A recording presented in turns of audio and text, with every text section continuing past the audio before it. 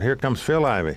Well, Phil's got ace, 8 of hearts. Interesting hand. A suited ace, he ups to call. Johnny Donaldson's going to throw away an ace 10. So once again, we have the two titans, the Devilfish and Phil Ivey, battling it out. Flop comes king 7-6. Now look at this. On the flop, Devilfish has an open-ended straight draw. Phil Ivey's the first to speak. The flop comes king of He clubs, checks. 6 of clubs, 7 of hearts. Now it's up to the Devilfish. Now he's got an open-end straight, and he bets. He fires at the pot, and Phil folds. A very nice bet by Devilfish right there. He did have the open-end straight, but many players will take a free card there, Vince, whereas the Devilfish bet the pot trying to pick it up right there, and he did so. Nice play by the Devilfish. You're right, Mike. He's got a lot of chips, but he's got a lot of gamble in him also. David Elliott may live in England and play mostly in Europe, but the Devilfish has a knack for winning almost everywhere he goes. I have a jewellery business in England, but I play poker like 9 months of the year, travelling around the world. So I suppose I'm a sort of a professional poker player, really. With a look that's fittingly right off an 1800s riverboat, David Devilfish Elliott definitely commands attention in the professional poker scene. He plays with a little more flair than some of them. Don't mess with the devil. But he's a good player. But it takes a lot more than a slick look to be one of the most feared players in the world. I've been playing poker like 28 years now. If you play that long, you either go broke or you get good, you know. Fortunately, I got pretty good. With years of experience under his belt, Devilfish became a dominating figure early in his career, and soon found it hard to find any willing takers in local card games. You know, I got so good at that no one would play me. I started going in bigger and bigger circles, and in the end I had to find new games. It is his aggressive play and adaptability that continue to make Devilfish a force to be reckoned with. That and a keen sense of his competition. You got to be able to read people. You got to be able to know what they're going to do before they do it, you know. I don't know, it's just like a sixth sense that you pick up, you know, if you're good, you know. Devilfish are very happy right now at the table. The action is going to be on the Devilfish this hand. Trying to get rid of a few of these chips and I got my army. Devilfish has picked up Woolworth's 5 and 10. He's going to throw it away this time. 2 folds. On the kid, he's going to go out with king 3, but he's also going to go out. And Phil Ivey folds on the button. You don't see that very often. Mr. Arkansas, Johnny Donaldson has a king queen. A very nice hand. He's up against only the big blind. He's just going to call. And he just calls with the king queen. Now that's very unusual. Now Tommy has a king and a deuce, so right now Johnny's got him dominated. King queen against king deuce. It's a heads up. Flop comes ace 6-5, no help to anybody. Johnny checks. And look at Tommy. Tommy bets this pot and picks it up. A very nice play by Tommy Grimes there. Johnny Donaldson will now have the button. I'll tell you something, Tommy's got his smile back. He likes pushing around his friend Johnny. $3,000 and $6,000 blind.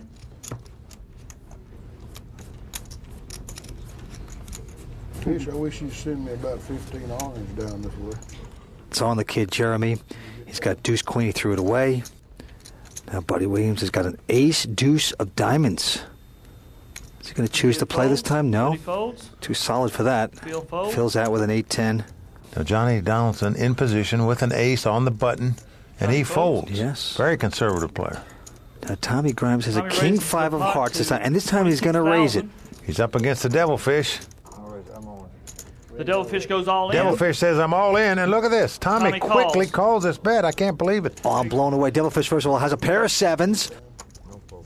Tommy Grimes has king 5 of hearts. He called another $130,000 re-raise with a king 5 of hearts. This really sort of shocks me. Well, I think he must be distracted or something. He called so fast with just king of 5 hearts, but who knows what's going to happen. Comes 8-6, 3 of diamonds. That doesn't help Tommy.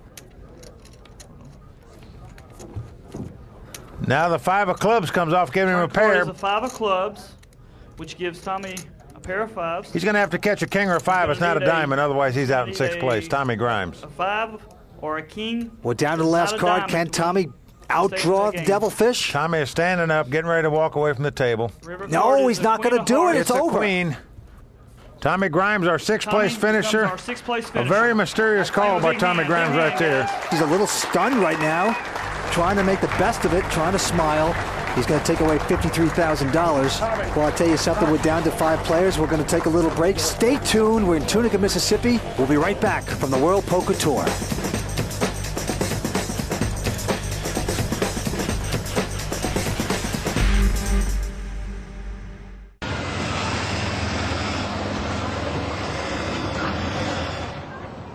What happened to the car, honey? The same thing again. Meteor? Meteor. I was at a stoplight. Whoosh, bang, right on the hood. It misses Mars, it misses the moon, it hits my car. Ooh, party poker! Good at bluffing? Play poker online at partypoker.com. It's fun, it's easy, it's the world's largest poker room.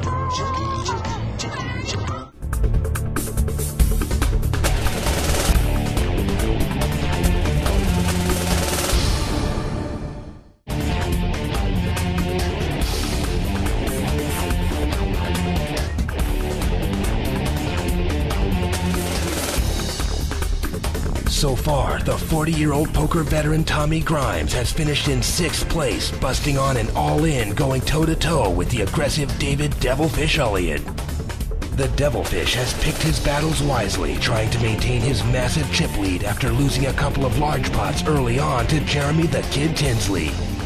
The Kid shot out of the gate running, but lost his momentum when amateur player Johnny Donaldson caught him off guard, doubling up on a lucky flop.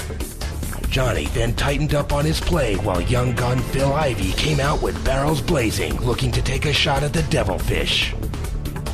Finally, longtime player and tournament favorite Buddy Williams remains relatively unscathed, playing conservatively as he holds back for a solid hand.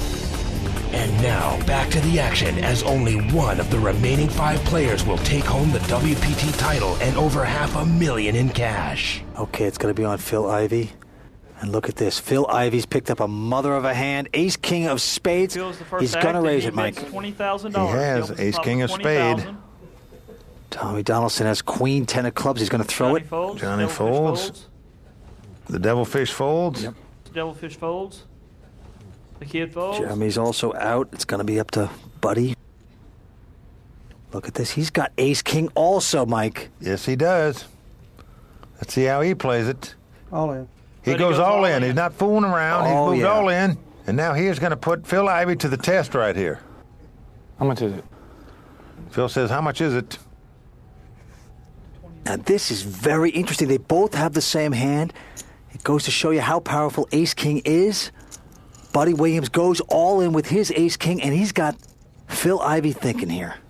He also knows that if he calls and loses this pot, he will be down to virtually no chips hardly in this tournament. This is a critical decision right here for Phil Ivey.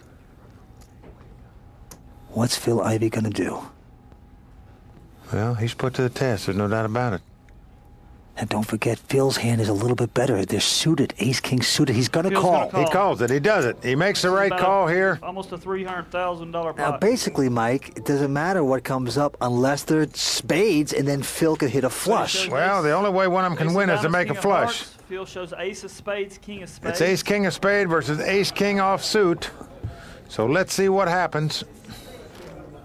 Comes King 7 deuce of clubs. This is going to be a split pot. Yes, it is. Doesn't matter what comes up now. It's going to be a split pot. The 5 of spades comes up. 5 of spades. And the heart comes up. They both make aces and kings. But it was going to be a split pot right after the flop. And look at that. They had to make a flush to win it. It would have been bad luck if either one of them would have lost this pot. Justice was served. The pot is split. Now, we talk a lot about Southern hospitality, but we have lived it this week, haven't we? Well, we sure have, and I'll tell you one thing. Nobody treats poker players better than Jack Binion. He's legendary for it, and the players have been raving all week about the food, about the service, the tournaments, the cash games, and the hospitality that's been shown to them by the Gold Strike Casino Resort and the Horseshoe Hotel Casino. Here in the Mid-South, Jack Binion's World Poker Open is one of the biggest events of the year. So big, in fact, it takes not one, but 2 of the South's premier casinos to host it.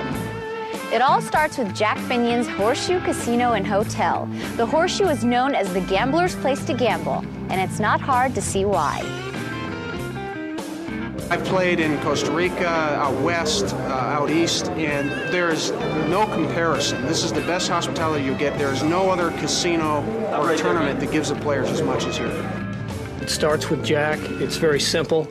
We're here to take care of our customers, and we all believe in that, and that's what's made us successful.